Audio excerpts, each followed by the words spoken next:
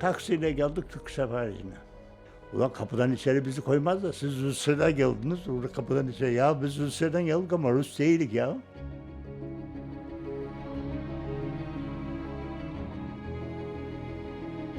O büyük rüle kağıt öteden arkadaşın elinden kaçıyor, geriye bana vuruyor. O benim ayağımı meniskus yapıyor. Zaten bankadan ayrılınca, şeyim de kesilince bayağı şeye düştüm, evin şeyini ödeyemez oldum. Ben çok kazık yedim. Çok yakınlarından da yedim. Onun için Türkiye'de bir iş yapamam. Yapamazdım. İnancım kaçtı, kayboldu insanlardan.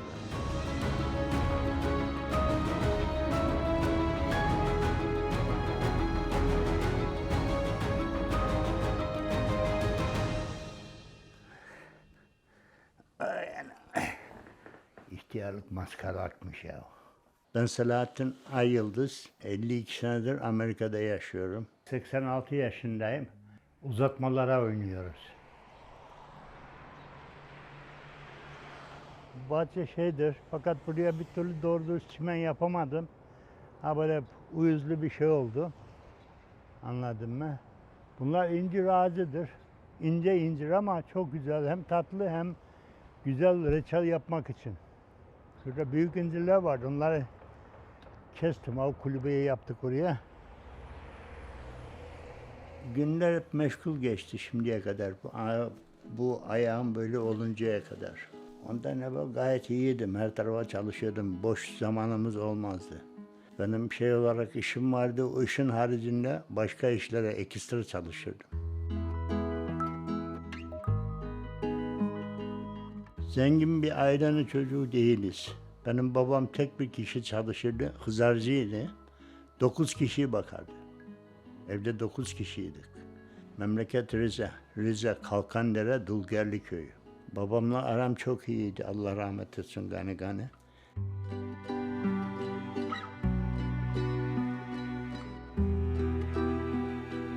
Köyden ayrıldım. 1958'de İstanbul'a geldik birisinin şeyine. O zaman vapurla geliyorduk. Vapurla geldik. Öteye beriye bazı yerlere gittik, çalıştık. Şeylik yaptık. Komilik yaptık. Garson yardımcısı. Alman sefaretine şey arıyorlardı. Üçüncü bir garson. 3 tane garson çalışıyorduk oraya. Yazın İstanbul'a giderdik.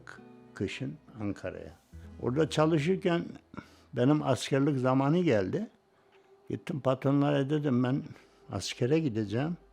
Dedi senin gibi dürüst birisini bulursan getir bize bakalım ve onu yerine alırız. İyi. Abimi getirdim. Onu kabul ettiler. Fakat sefer bana dedi ki ne zaman askerliği bitiriyorsun o zaman sen bizim yanımıza geliyorsun. Tamam mı? Tamam. Askere gittiğimde 1 aylık evliydim. Askeri bitirdim 64'te. Askerden çıktım. Yazdım abime dedim ben terhis oldum. Sefere söyle. Şey yapmak istiyorsa bana söylemişti. Ne yapacak? Sefer sefarete bildirdi. Sefaretten benim bütün pasaport hepsini her şeyimi hazırladı. Beni gönderdi şeye. Çünkü abim orada. Rusya'ya Alman sefaretine.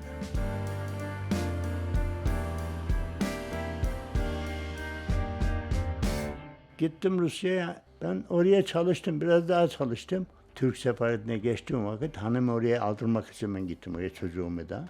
Öyle oldu. Sonra hanıma da iş verdiler. 7 sene kaldım.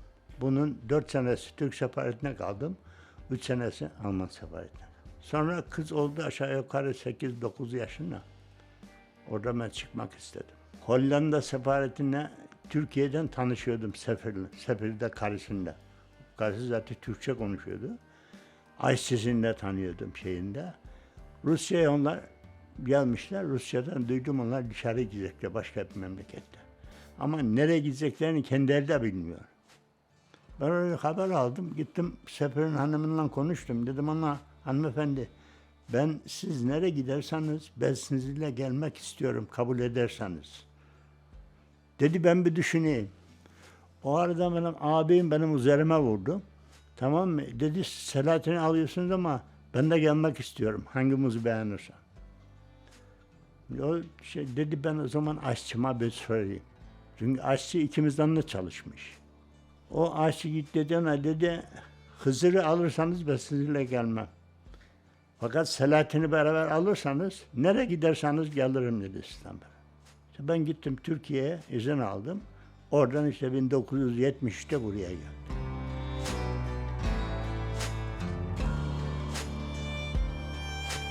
Dallas'a geldik. Fakat Sefer'in hanımı bizi almak için de şoförü göndermemişler. Kendisi gelmiş, gitmiş National Airport'a. Biz bekle kimse gelmedi. Oradan bindik bir taksiye. Taksiyle geldik Türk Sefari'ne. Getirdi biz oraya. Dedik ya biz Hollanda Sefari'nin şeyiyiz. Rusya'dan şey yapıyoruz. Ulan kapıdan içeri bizi koymaz da siz Rusya'dan geldiniz. Burada kapıdan içeri. Ya biz Rusya'dan geldik ama Rus değilik ya. Biz gittik şeye. Zaten orada da yakın. Disi'de. Yakın Türk Sefari'nden Hollanda Sefari gittik. Orada iyi rahat ettik. İşte hanımı da işe koyduk oraya. Hanım oldu orada çamaşırhaneye girdi. Ondan sonra işte şey yaptık. Hanım dedi sen evleneceksin dedi. Çünkü abimin var 3 tane erkek oğlu, bir tane kızı var. Onlar şey yapamıyor. Hanım şey yapamıyor. Sen evlendir. Ya ben bir şey istemem ya. Kov beni ya. Bir şey istemiyorum. Ya çocuk yoktu ondan. Erkek çocuk yok. Bir tane oldu, bir daha olmadı. Ha, bir kız oldu. Ondan sonra çocuk şey yaptı. Düşürdü. Ondan sonra da bir daha çocuğu olmadı. Neyse gitti buldu da bana bir kar yapıp şimdi çıkarıyor. Yani senin birinci hanım dedi ki ben seni evlendireceğim. Evet. Sen git dedi başkasıyla evlen. Değil mi? O gitti buldu karıyı da o getirdi. Baktım ki beraber iş yapıyorlar. Beraber ben hiçbir şeye karışmıyorum. Çünkü ben karışmıyorum. Büyük hanım şeydi, büyük hanım kurnazdı. Tahsili yoktu ama kurnazdı. Her şeyi becerebilen bir şeydi.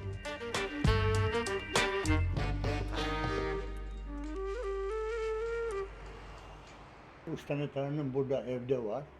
3 tane torunum da o bir yakında var. İkisi erkek, biri kız. Uzakta olanlar. Burada olanların ikisi erkek, biri kız. Çocuklar büyüdükçe daha çok işgal ediyorlar, yer işgal ediyorlar. Onun için ayrı ayrı yer isterler. Şimdi ufaktılar. En büyüğü 11 yaşındadır. Anladın mı? Oğlan var zaten, oğlan hepsini kovalıyor. Bakalım şimdiden. En ufakları. Daha evvel Hollanda sefaretindeyken application doldurmuş. O zaman application dolduruyordu. Şeyle. Ama şimdi gibi şeyle, kompütürle değil. Ben doldurdum, beni kabul ettiler. Bankanın asıl personel müdürü. Dünya Bankası'nın personel müdürü ama personel müdürü İdir Sefer'in arkadaşı, Hollandalı. Adama bizim Sefer diyor ki, sen diyor benim personelimi alamazsın diyor. Arkadaş ama benim personelimi alma diyor. İyi, o da bırakıyor onu. Aradan 2-3 sene geçiyor. 3 sene sonra Sefer gidiyor. Cuma günü gidiyor. Havaalanına ben getiriyorum onu. Sefer bana soruyor, ne yapacaksın burada Selahattin? Dedim, beyefendi ben bir zaman Dünya Bankası'na girmeye kalktım. Ama siz benim şeyimi bozdunuz, giremedim. Şimdi ne yapacağım bakalım, ne yaparız? Bir yere gidip çalışacağız. Dedi, istiyor musun gene Dünya Bankası'na girmeyi? Tabii dedim, ben bir şey var. Dedi, pazartesi işe başlayacaksın. Daha hiçbir şey yok. Hakikaten pazartesi telefon geldi bana. Bankada bekliyorlar seni. Gittim oraya, direktman işe başladım. Girdik şey olarak, messenger olarak. Aşağı yukarı 2 sene messengerlik yaptım. 2 sene messengerlik yaptıktan sonra şey oluyor. Matbaaya adam lazım oldu. Biz de kuvvetliyiz ama bizim canımızı okudu işte. O büyük rüle kağıt öteden arkadaşın elinden kaçıyor, geriye bana vuruyor. O benim ayağımı meniskus yapıyor. Meniskustan ameliyat ediyorlar beni. Bir zaman sonra ne olduysa diyorlar senin buradan koyacağız, metal. Metalisin ameliyat ediyorlar, metali beni vücut kabul etmiyor. Ulası 4 sefer beni ameliyat ediyorlar. 4. seferin üzerine benim ayak oluyor enfeksiyon. 95'ten beri ben emekliyim. 1995'te ben oradan aldığım vakit 19 sene bankada çalışmışım ben.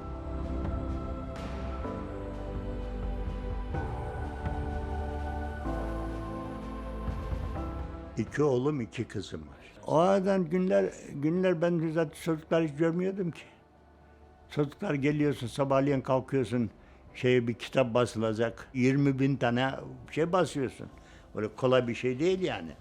Ayağın tamamen olunca beni ayırdılar. Bu arada dışarıda bir iş buldum. Blair House'da çalıştım. Blair House'da Cumhurbaşkanı'na gelen misafirler orada kalır. Uslu otel gibidir.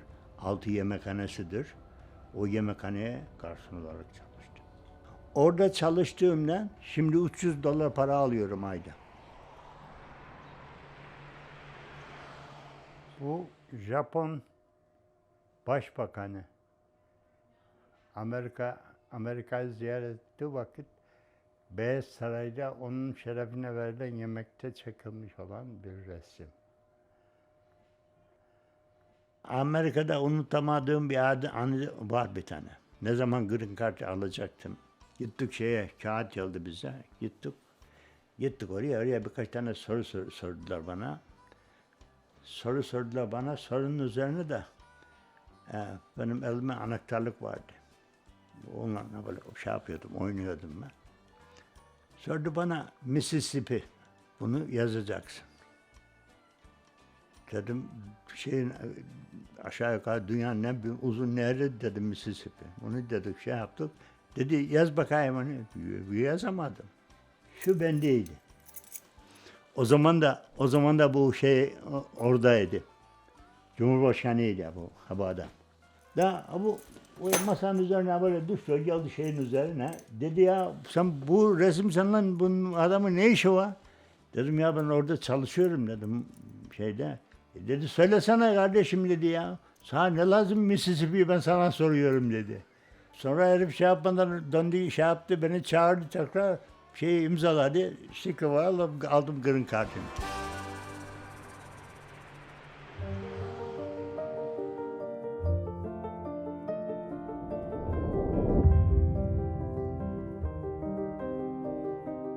Blair'den çalıştıktan sonra benim ayağım tamamen kötüleşti. Sonra da bıraktık. Gelemeyeceğim dedim işe ve işe gitmez oldum.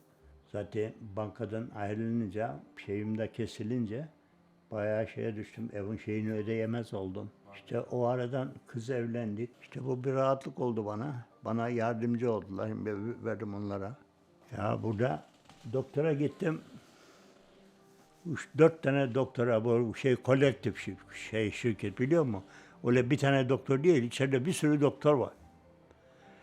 Gittim, yok dedi, biz bakamayız. Dedim ya buraya siz ameliyat ettiniz bunu ya.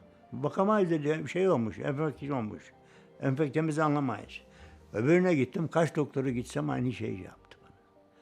Bu sefer Philadelphia'da bir doktor bulduk. O doktor çıkar da Azerbaycanlı. Benden daha iyi Türkçe konuşuyor. Anladın mı? Herif beni ameliyat etti, o temizledi. Dedi ben dedi ilaç koydum dedi. Ayağın daha enfeksiyon olmaz. Fakat biraz zaman geçtikten sonra zaten sen de dedi yaşlanıyorsun dedi. Gezmek için çok zorlanacaksın dedi. Başlamış. Ben şimdi gezemiyorum ki. Türkiye'de hastane bakımından buradan çok daha iyidir.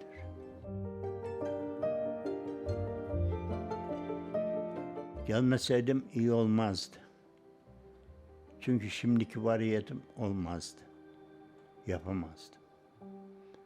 Bir. İkincisi, Türkiye'de iyi bir insan, o dediği gibi, kavun diyor ki dedi, dibin sapını koklayasın da iyi olduğunu, kötü olduğunu anlayasın. Ben çok kazık yedim. Çok yakınlarımdan da yedim. Onun için Türkiye'de bir iş yapamam. Yapamazdım. Şimdi bile. İnancım kaçtı, kayboldu insanlarda. Bugün birisi seni arasa desin ya ben Amerika'ya gelmek istiyorum. Geleyim mi gelmeyeyim mi? Sen ne dersin şöyle? Gelmedir. Zaten gelemez ki. Hem gelemez hem gelmedir. Şimdi eski gibi değil ki. Bundan 30 sene evvelki gibi hemen gelip yapıyordun. Çalışabiliyordun. Ya kampanyalar, burada yemek kampanyaları var biliyor musun? Onlara biz gidip olarak çalışıyorduk. Kart bir şey sormuyorlardı. Şimdi gidip çalışabilir misin? Kartın olmadan. Allah kapıdan içeri bırakmazlar seni.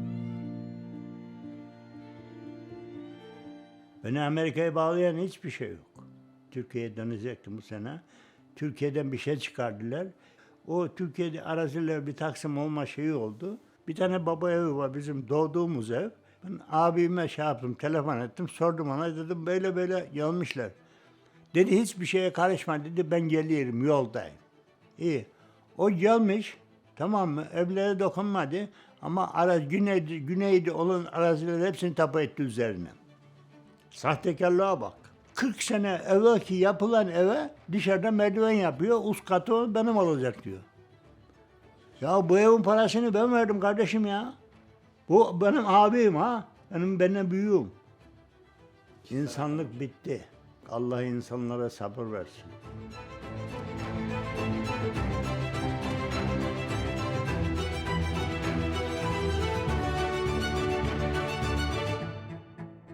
Çok paran olsa da gene aynı toprağın altına gidiyorsun.